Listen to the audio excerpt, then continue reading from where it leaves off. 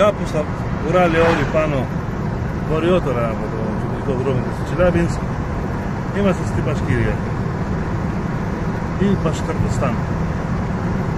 Πανέμορφος δρόμος ανάμεσα στα χωριά.